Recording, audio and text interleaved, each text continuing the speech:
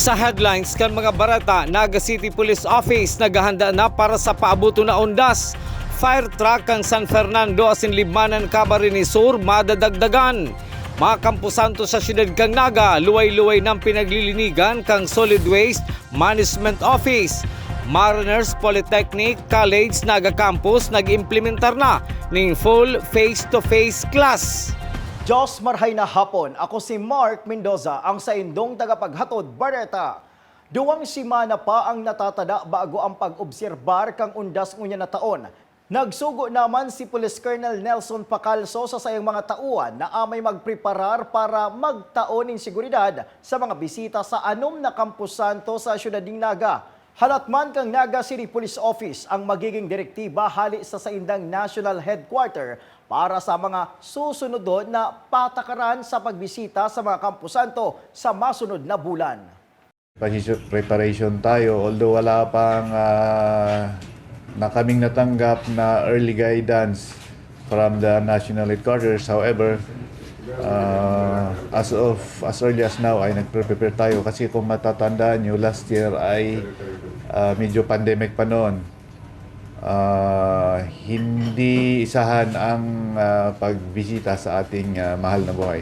So as of now, inaantay natin kung ano ang guidance from our national government and from higher headquarters. Mientras tanto, nagpuon naman maglinig ang Solid Waste Management Office sa pamayuma ni Engineer Joel Martin sa Concepcion Catholic Cemetery bilang amay na preparasyon sa pag-obserbar kan unda sa masunod na mga simana. Huli kaini malinig na ang atubangan na parte kan pampublikong kampusanto na yaon sa Barangay Concepcion, Pequeña, maging ang San Felipe Public Cemetery o ang Laluma ang pinaglilinigan na kan mga personahe kan SWMO.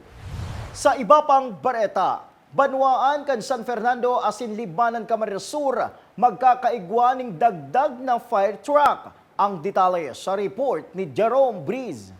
Maduduganganin sarong fire truck ang BFP San Fernando Camarines Sur gikan sa lokasyon ni Senator Francis Tolentino basado sa alkalde kan Banwaan. Sigon kay Mayor Fermin Mabolo sa aga mapasiring sa Metro Manila ang Fire Marshal kan Banwaan kay bahan ang alkalde takaning resibihon an 1,000 gallons capacity na fire truck. Ikaw kitang inaasahan sa aga padumang kami ni Epe sa headquarters kang Bureau of Fire Protection. Dahil yung maabot siya tayo bago na naman na ng fire truck. Digdi sa Camarines Sur, duwang banwaan ang tatawan ng fire truck. Taro sa Libmanan, saka taro sa San Francisco. 1,000 gallons na capacity na fire truck. Isuso. Apwara sa San Fernando, makakaresebe man ka nasabing fire truck ang banwaan in Libmanan nasaro sa dakulang banwaan sa Camarines Sur na dakulang kapakinabangan man kunin kaso may mga nairisrong kasulo sa lugar. Para sa GNN TV 48 Naga, Jerome Breeze, News Break. Sa iba pang bareta, Mariners Polytechnic Colleges Incorporated Naga Campus nag-implementar na nin full face-to-face classes. Uya man ang sakuyang report. Alas 6 na amay na pagkaaga pa sana, yaonan mga estudyante kan Mariners Polytechnic Colleges Incorporated Naga para sa inot na aldaw kang sa indang face-to-face classes. Mahiling sa sainda ang pagkasabik asin pagka-excited na mahiling ang lambang saro. Pinanginutan man ni Dr. Mariliza Ampuan, Mariners Polytechnic Colleges Incorporated Naga President, ang morning colors asin mainit na pig-welcome ang mga estudyante, faculty asin mga staff ka nasambitan ng eskwelahan. Of course, there are mixture of many feelings, no? Ang emotions natin. Of course, number one, we're so grateful. We're very, very happy because grateful tayo that we were able to survive despite all these challenges, saka yung sabihin natin, trying moments, no? That we did not expect of these 2 years. This is the first time. Mariners Naga City will be 49 years already. We were able to face all of this squarely, and the students were able to return, no, to their capacity ngayon that they're so happy and grateful because iba talaga kasi yung mental stress kasi natin, it's going to be very, very helpful for all of us that we will have socialization, we'll be meeting with the students, they will have the OJT, actual OJT, probably dito sa local natin or domestic. So these are mixed feelings, no? Pero we're so happy and grateful to our Lord that we were able to survive this. Presente man sa Morning Colors ang Vice President kan Mariners Naga na si Dr. Gabriel Jimenez nga ni man na i-welcome asin tawan inspirasyon ang mga estudyante. Asin saro-saro man na pinabisto ni Dr. Jaisel Mabansag, Dean of Academic, at mga bagong department head kan kada kurso kan Mariners Polytechnic Colleges Incorporated Naga. Mientras tanto, kaugmahan man ang namatean kan bagong program chair kan Bachelor of Science in Hospitality Management na sa inot na aldaw kan pagbubukas kan face-to-face classes. We are getting back to normal indeed. After 2 years of hiatus, after being in the pandemic, I am very happy to see faces on our students with a smile. So to all our learners, all the best and all the best for your face-to-face classes. So keep in mind that what you do today will affect and determine your future. Still, kahit nasa pandemic pa tayo, we have still to continue yung education. We have to follow pa rin yung health protocol na in-implement ng government as well as ng Department of Health.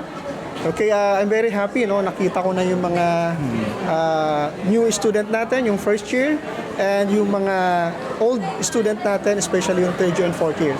And I'm sure they're very excited for this face-to-face first day classes. Sa pagtapos kan programa, mas lalo pang naging maugmaan mga estudyante asin mga faculty asin staff sa pag-perform kan band in majorette kan Mariners Naga asin ang pag-dance kan ambassadress.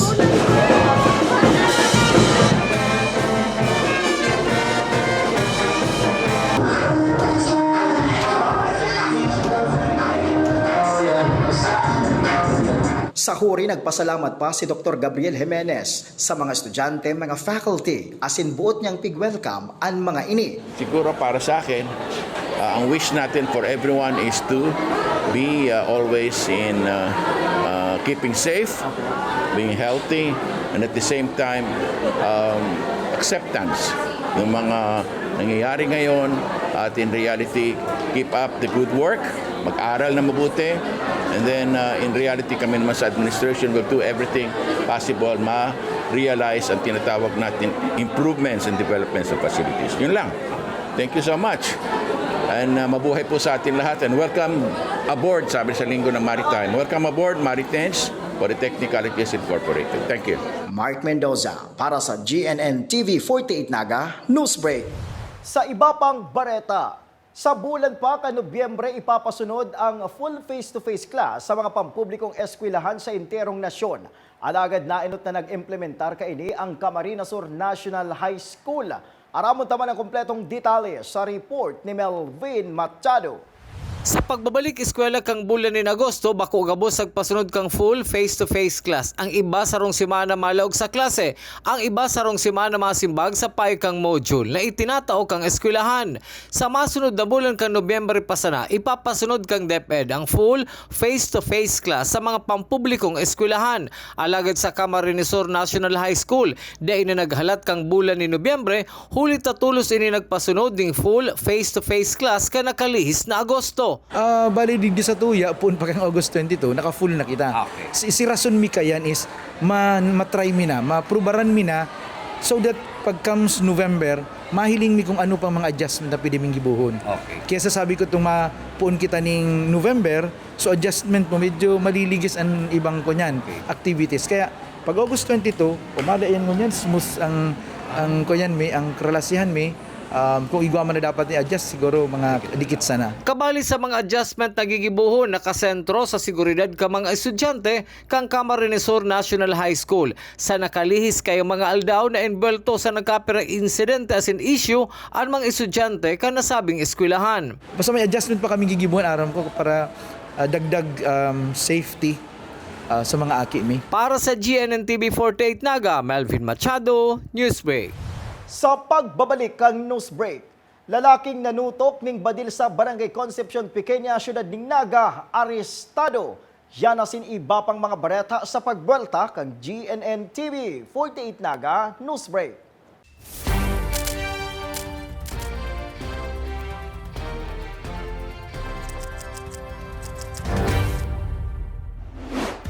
Mas pinalinaw, mas pinalakas, mas pinalawak.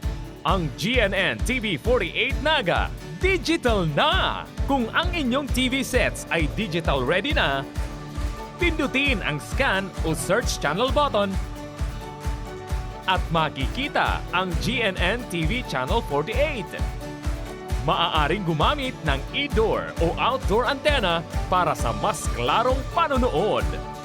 Ganito rin ang gagawin kung kayo ay gumagamit ng digital box. Sa mga susunod na araw, asahan ang mga programang malapit sa puso ng mga Bicolano. Sa oras ng sakuna, isa sa mga kailangan natin sa ating tahanan ay isang gubag. Ang isang gubag ay naglalaman ng tubig, mga dilata at biscuits upang hindi tayo magutom, energy bars o energy drink, first aid kit, communication devices tulad ng flashlights at batteries, whistles o pito, portable radio at extrang cellphone. Mas mabuti kung meron tayong prepaid load guard. Tools tulad ng Swiss knife at gunting.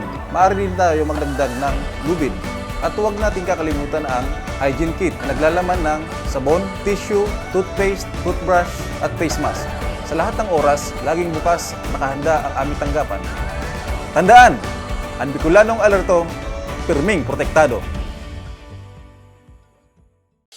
Naghahanap ka ba ng one-day printing? Look for AET Ads. We offer tarpaulin printing, billboards, pamphlets, laser cutting, and stainless for quality signages and many more. Your signage is the face of your business. Kaya ano pang hinihintay mo? I-level up mo na ang signages at billboard mo. Matatagpuan sa Pabidon 4, Door 5, Panganiban Drive, Naga City, in front of Boy Scout and Girl Scout of the Philippines. Sa Central Branch, located at Barangay Dinaga, Naga City, sa Albay, Barangay Sagbon, Daraga Albay. For inquiries, you may call or text at 205-5322 or 0998-952-7485 and look for Mr. Willis Soliman. AET Ads ka na, your one-day quality printing.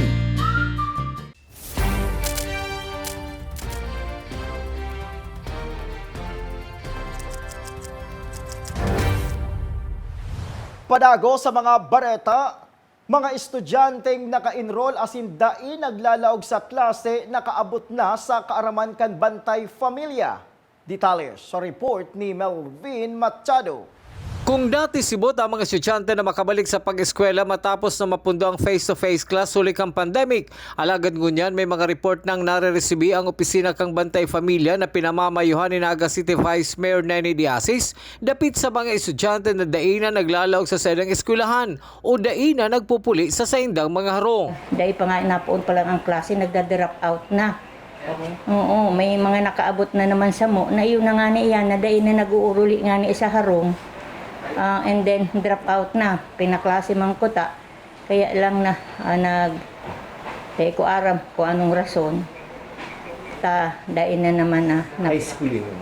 Oo, mga high school. Sa Camarines Sur National High School, ang pinakadakulang national high school sa probinsya na yaon sa siyudad kang Naga.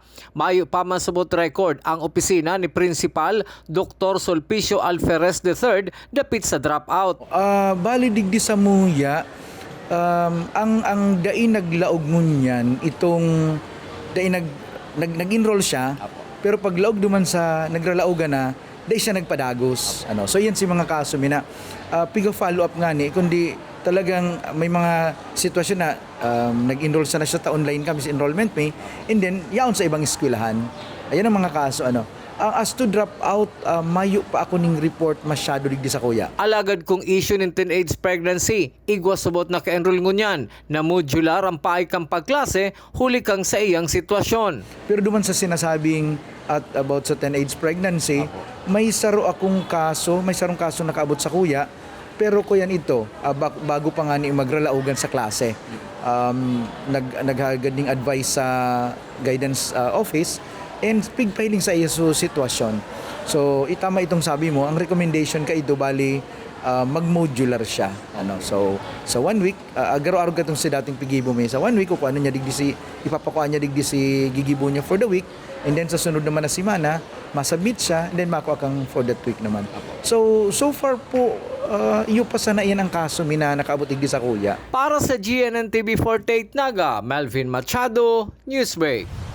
Padago sa mga bareta, paggamitin iodized salt sa mga produkto pinaghagad kang Rural Health Unit kang Pasakaw, Camarines Sur sa paagi kang Sangguniang Bayan.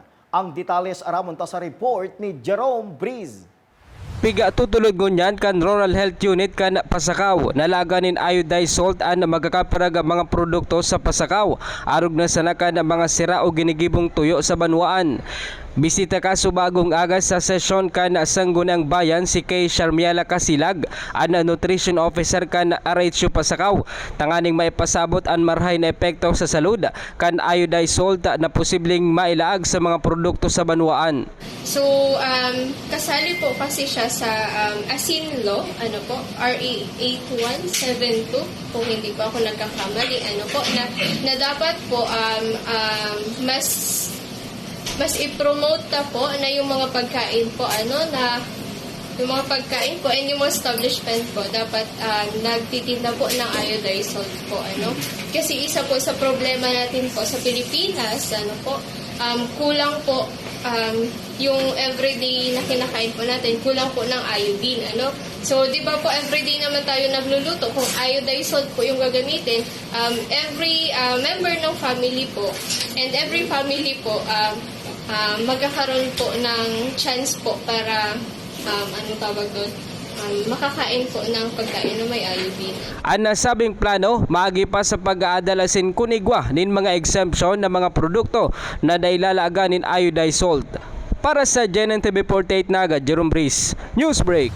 Sa satuyang police report, magkaiba na nangunyan sa Laugcan Carcel ang driver asin pahinanting sinda Abel de la Cruz, residente kan Biak na Bato Street, Barangay Tabuco, Syudad Naga, asin Samuel Capin, kan Buria San Pascual, Masbate. Matapos ang ginibong anti-drug bypass operation sa Kalabaan kan Diversion Road, Barangay Concepcion, Pequeña, kang nakalis na Sabadong Banggi. Tulong plastic sachet ng pinagtutubo ng shabu ang na-recover kan mga otoridad na nagkakatimbang ng 0.8 grams na nagkakantidad ng 5,440 pesos.